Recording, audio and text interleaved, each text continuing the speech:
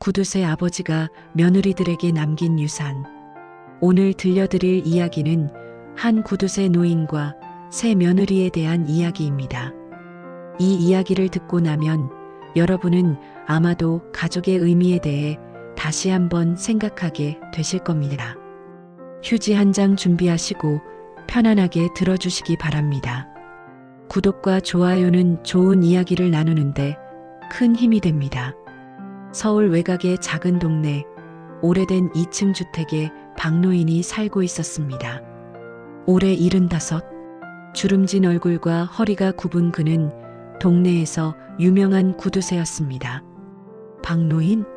아이고, 그 양반 돈에 환장한 사람이야. 동네 슈퍼주인 김 사장이 손사래를 쳤습니다. 여름에도 에어컨 안 틀고 겨울에도 보일러 최소로만 돌려 며칠 지난 반찬도 아깝다고 먹고 옷도 기워 입고 참 별사람 다 보겠네. 박노인의 세 아들은 모두 결혼해서 따로 살았습니다. 큰아들은 회사원, 둘째 아들은 중학교 교사, 막내 아들은 작은 음식점을 운영했죠. 아들들은 한 달에 한 번씩 돌아가며 아버지를 찾아뵈었습니다. 하지만 며느리들은 시아버지 댁에 가는 것을 달갑지 않아 했습니다. 어느 일요일 오후 큰 며느리가 친정 어머니와 전화 통화를 하고 있었습니다. 엄마, 나 요즘 정말 힘들어. 왜? 무슨 일 있니? 시아버지가. 아휴, 말도 마.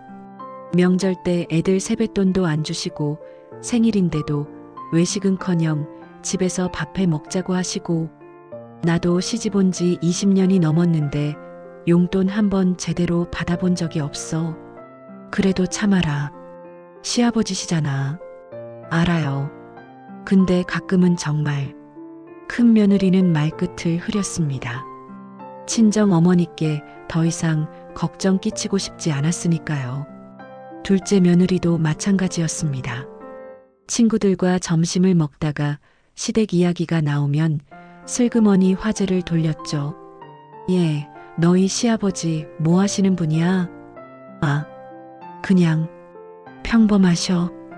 혹시 용돈 같은 거 받아? 둘째 며느리는 얼굴이 화끈거렸습니다. 아니, 우리는 그런 거 안 해. 친구들은 명절 때마다 시댁에서 받는 용돈 자랑을 했습니다. 100만 원, 200만 원. 둘째 며느리는 그저 웃으며 듣기만 했습니다. 자신의 시아버지는 10,000원짜리 한 장도 쥐어준 적이 없었으니까요. 막내 며느리는 더 서러웠습니다. 35의 젊은 나이에 시댁 근처로 이사까지 와서 시아버지를 챙겼지만 돌아오는 건 됐다는 무뚝뚝한 대답뿐이었습니다. 여보, 나 오늘도 시아버지 댁 다녀와야 해. 또? 엊그제도 갔잖아. 청소하고 반찬 좀 해드려야지. 혼자 계시는데. 하긴, 우리 아버지가 집에 도움되는 분도 아니고. 막내 며느리는 한숨을 쉬었습니다.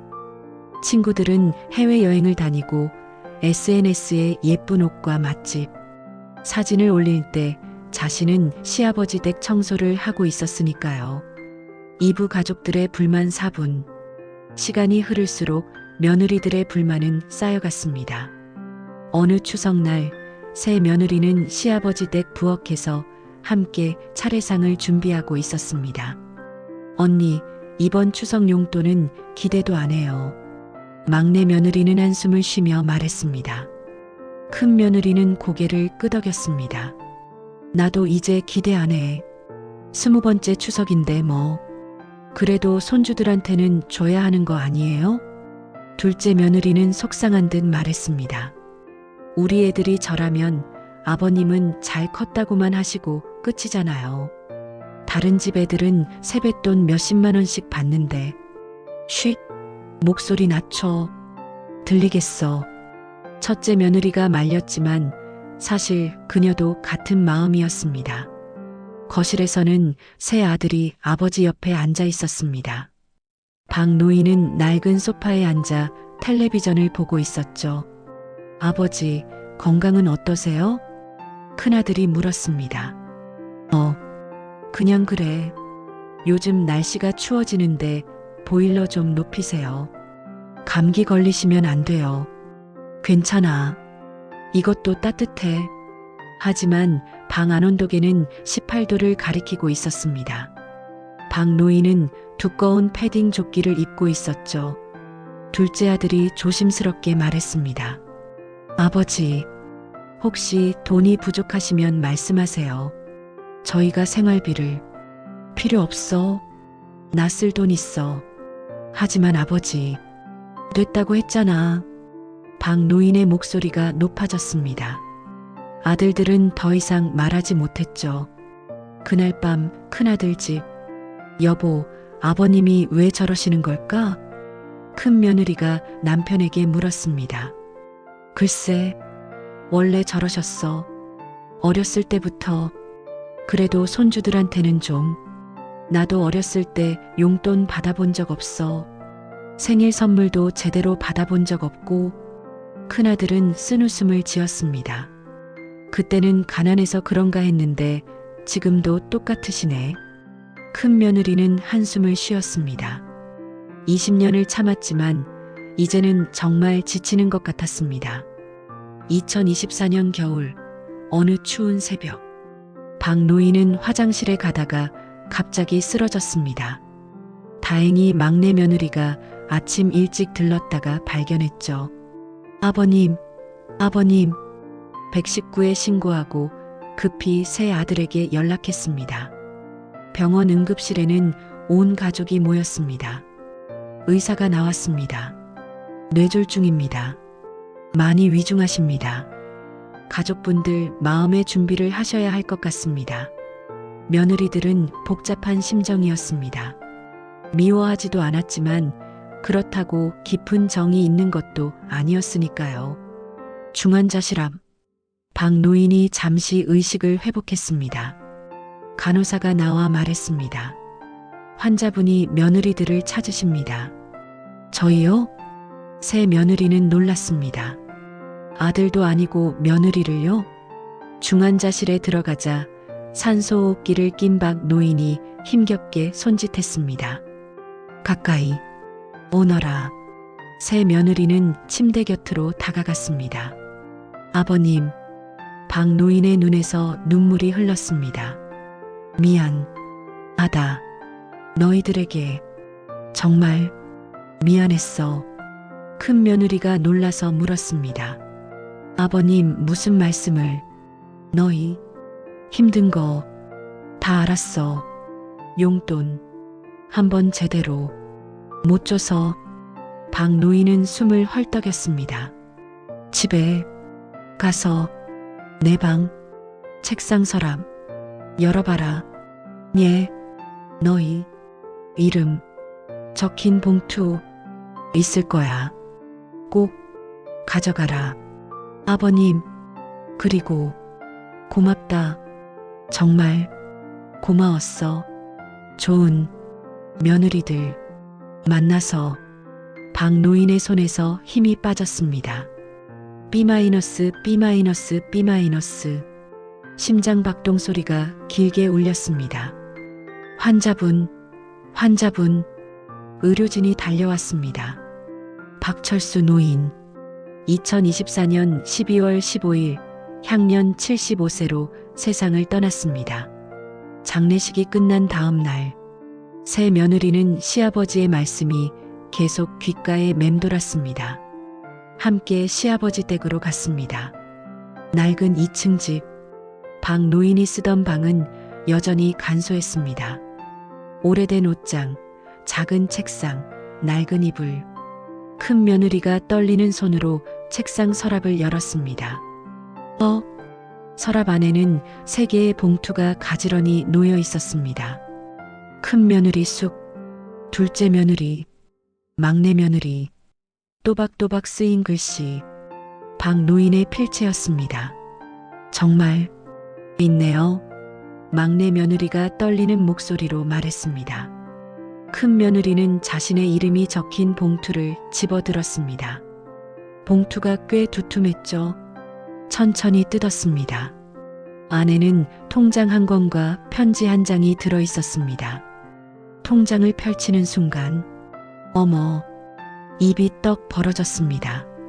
2004년 3월부터 2024년 11월까지 매달 10만 원씩 빠짐없이 입금된 기록이 빼곡했습니다. 20년간 240번의 입금, 총 2,400만 원. 아버님이 이걸 손이 떨려 통장을 제대로 잡을 수가 없었습니다. 편지를 펼쳤습니다. 박노인의 필체로 정성스럽게 쓰인 글이었습니다. 큰 며느리에게 이 편지를 읽고 있다면 나는 아마 세상을 떠난 뒤겠지. 큰애야, 너는 25에 우리 집에 시집 왔지. 그때 너는 정말 예뻤어. 밝게 웃는 모습이 우리 집에 봄을 가져다 준 것 같았지. 하지만 나는 너에게 인색했어. 용돈 한 번 제대로 준 적이 없고 명절에도 빈손으로 보냈어. 너는 한 번도 불평하지 않았지만 나는 알고 있었어. 친정에 전화할 때 내가 흘리는 한숨 소리. 괜찮아요. 엄마하고 말하는 내 목소리의 떨림. 다 들었어. 너는 친정 부모님께 걱정 끼치기 싫어서 아무 말도 안 했지. 시집살이가 힘들어도 돈이 부족해도 내 입으로는 단 한 번도 친정에 손 벌리지 않았어. 그 모습을 보며 나는 매달 10만 원씩 너를 위해 저축했어. 적은 돈이지만 이건 내가 참았던 시간에 대한 이자야. 이제 이 돈으로 좋은 차 한 대 사. 그리고 친정 부모님 모시고 여행 다녀. 내가 하고 싶었지만 참았던 그 모든 것들을 이제 해. 큰애야, 너는 정말 좋은 며느리였어. 아니, 딸이나 다름없었어. 고맙다. 그리고 미안하다. 마이너스 시아버지가 마이너스. 큰 며느리는 편지를 읽으며 눈물을 흘렸습니다. 아버님, 아버님. 둘째 며느리도 봉투를 열었습니다. 통장에는 2006년 9월부터 2024년 11월까지 매달 15만 원씩 입금된 기록. 18년간 총 3,240만 원. 편지를 펼쳤습니다. 둘째 며느리에게 너는 우리 집에 시집 온 지 1년 만에 쌍둥이를 낳았지. 얼마나 힘들었겠어. 아이들 키우면서 생활비가 빠듯한 거 나는 다 알았어. 내가 새벽 5시에 일어나서 도시락 싸고 아이들 학교 보내고 파트타임 일하러 가는 거 다 봤어. 겨울에 찬 바람 맞으며 전단지 돌리던 내 모습. 편의점에서 야간 아르바이트 하던 내 모습. 다 알고 있었어. 어느 날 내가 작은 아들한테 하는 말을 우연히 들었어. 여보, 아이들 학원비가 너무 부담이야. 시아버지가 조금만 도와주시면. 그 말을 듣고 내 가슴이 찢어지는 것 같았어. 하지만 나는 너에게 돈을 주지 않았어. 대신 매달 15만 원씩 저축했지. 아이들 학원비라고 생각하면서. 둘째야, 이건 내가 흘린 땀의 대가야. 내가 참았던 밤들의 보상이야. 이제 너도 하고 싶었던 공부해. 자격증도 따고 너만의 꿈도 꿔. 너는 훌륭한 엄마이자 며느리였어. 고맙고 미안하다. 마이너스 시아버지가 마이너스. 둘째 며느리는 울음을 참지 못했습니다. 아버님, 저는 아버님을 오해했어요. 막내 며느리도 봉투를 열었습니다. 통장에는 2014년 5월부터 2024년 11월까지 매달 20만 원씩 입금. 10년간 총 2,400만 원. 그리고 편지. 막내 며느리에게. 막내 며느라, 너는 30살에 우리 막내 아들과 결혼했지. 젊은 나이에 시댁 근처로 이사까지 와서 나를 챙겨줬어. 일주일에 2~3번씩 와서 청소하고 반찬 만들고 말벗까지 해줬지. 친구들이 해외여행 가고 예쁜 옷 사입을 때 너는 나 같은 늙은이 챙기느라 청춘을 보냈어. 미용실도 아껴가고 화장품도 저렴한 걸로 사고 친구 만나는 것도 줄이고 이번 주말에 친구들이랑 제주도 가기로 했는데 시아버님 혼자 계시면 어쩌지? 막내 아들한테 하는 말을 들었을 때 나는 정말 미안했어. 괜찮아. 다음에 가. 아버님이 더 중요해. 그렇게 말하는 내 목소리가 얼마나 처량하던지. 지은아, 이건 내 청춘의 값이야. 내가 포기했던 그 시간들의 보상이야. 이제 하고 싶은 거 다 해. 여행도 가고 예쁜 옷도 사입고 친구들도 마음껏 만나. 너는 나에게 딸 같은 존재였어. 정말 고맙고 미안하다. 마이너스 시아버지가 마이너스. 막내 며느리는 편지를 가슴에 꼭 안고 엉엉 울었습니다. 새 며느리는 서로를 바라보며 함께 울었습니다. 새 며느리는 책상 서랍을 더 뒤졌습니다. 혹시 다른 것이 있을까 해서였죠. 가장 밑에서 낡은 노트 한 권이 나왔습니다. 큰 며느리가 노트를 펼쳤습니다. 그것은 일기장이었습니다. 박노인이 쓴 일기. 2004년 3월 5일. 오늘 큰아들 결혼식이었다. 며느리가 예쁘게 웃으며 절을 했다. 잘 부탁드립니다, 아버님. 나는 그저 고개만 끄덕였다. 하지만 마음속으로 다짐했다. 이 아이를 내 딸처럼 아껴야겠다고. 오늘부터 매달 10만 원씩 며느리를 위해 저축하기로 했다. 2006년 11월 20일. 둘째 며느리가 쌍둥이 출산했다. 병원비가 많이 나왔다는데 나는 모르는 척했다. 대신 오늘부터 둘째 며느리 통장에 매달 15만 원씩 넣기로 했다. 며느리 눈빛에서 걱정이 보였다. 미안하다. 조금만 참아라. 2014년 5월 10일. 막내가 결혼했다. 며느리가 어려 보인다.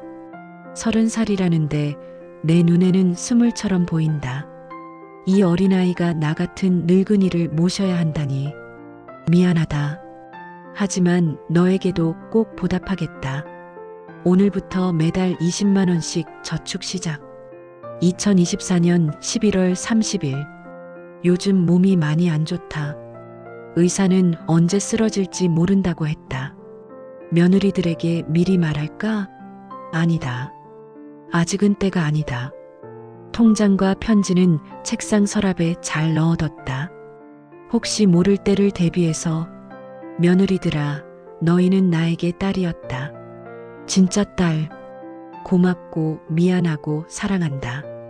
큰 며느리가 마지막 페이지를 펼쳤습니다. 거기에는 이렇게 쓰여 있었습니다. 나의 며느리들에게. 나는 평생 너희에게 인색하게 굴었다. 용돈 한 번 제대로 주지 않았고 명절에도 빈손으로 보냈다. 하지만 그건 너희가 이 집에 들어온 그날부터 시작된 나만의 방식이었다. 돈을 주면 너희는 고맙다고 말할 것이다. 하지만 그건 진심이 아닐 수도 있다. 의무감에서 나온 말일 수도 있다. 나는 너희의 진심이 궁금하지 않았다. 나는 다만 너희에게 진심을 주고 싶었다. 살아생전에는 주지 못한 것들. 이제 이렇게라도 전한다. 너희는 아들들이 선택한 사람이지만 내게는 딸이나 다름없었다. 혼자 힘들어하는 너희 모습을 보며 나도 많이 마음 아팠다. 이제 이 돈으로 하고 싶은 거 다 해라. 참지 말고 눈치 보지 말고. 너희는 충분히 자격이 있다. 고맙다. 미안하다. 사랑한다. 너희를 며느리로 만난 것이 내 인생 최고의 행운이었다. 마이너스 시아버지 마이너스. 새 며느리는 더 이상 말을 잇지 못했습니다. 그저 서로를 껴안고 울었습니다. 아버님, 아버님.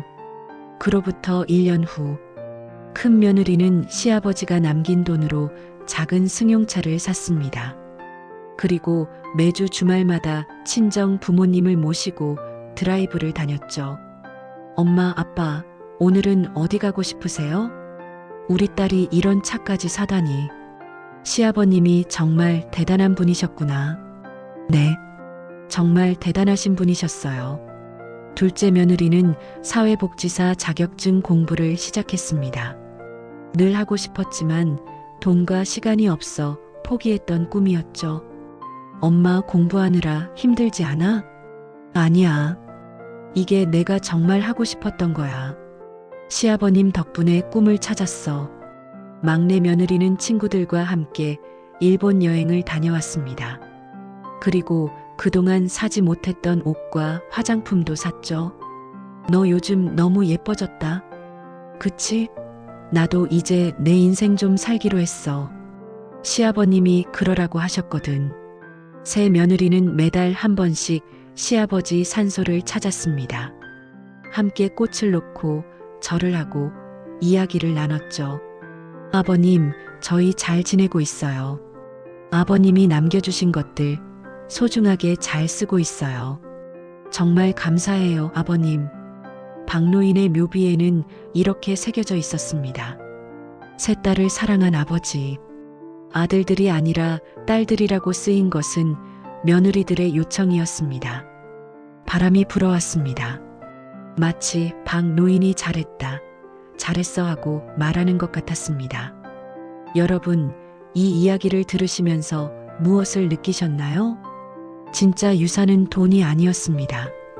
그것은 말없이 지켜보고 묵묵히 준비하고 끝까지 생각해준 그 마음이었습니다.